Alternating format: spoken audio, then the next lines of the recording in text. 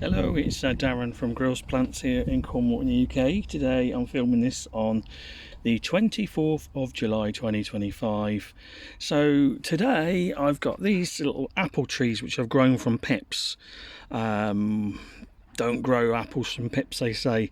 Well, I am and I'm not. So I'm going to use this as a rootstock. So this was sown as a pip maybe March this year. Now we're July, and we've got this little apple tree. So the plan is I've already planted some already. I've planted 3 of these already, which have grown from pips. And the idea is we're going to dig a square hole.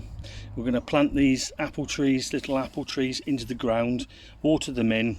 They're in the corner of our allotment, so they're not really going to bother me too much. And then in 2 years' time, I'm going to use them as rootstock.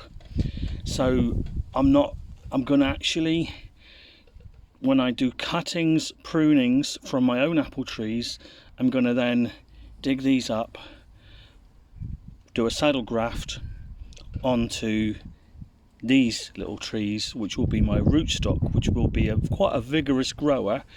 We can't give it a rootstock number because we don't know, so I'm going to say it's somewhere between probably standard and maybe 116 or something, I don't know.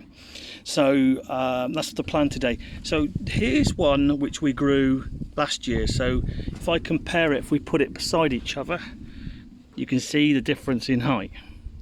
So that gives you an idea what it will grow in a year. So by next year I can use these as rootstocks, cut them down, dig them up, saddle graft them onto maybe some of my other trees like a James Greaves or a Lord Derby or a Dabinet or a Laxton's Epicure or whatever apples I've got.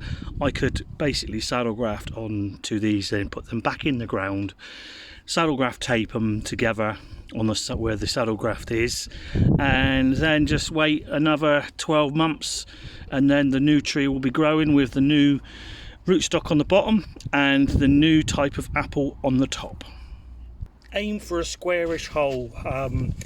This will send the roots out into the corners, and the roots will get a better benefit from that rather than a circular hole. The roots might go round and round in circles. We want the roots to go out further for the tree to go bigger.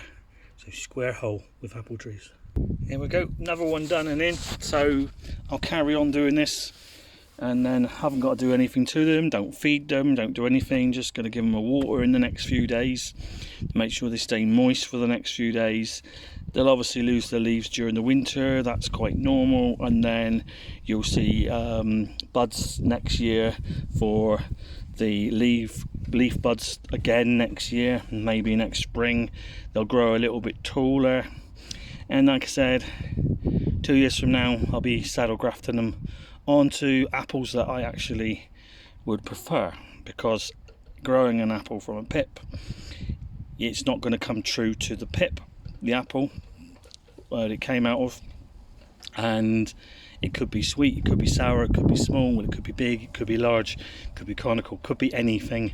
It won't come true, but by saddle grafting what I want to put on top, it will be true to the cutting that I've taken off my prunings. So we are. Any comments, I'll do my best to reply.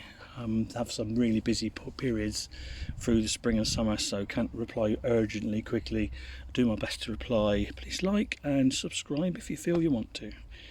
Thank you.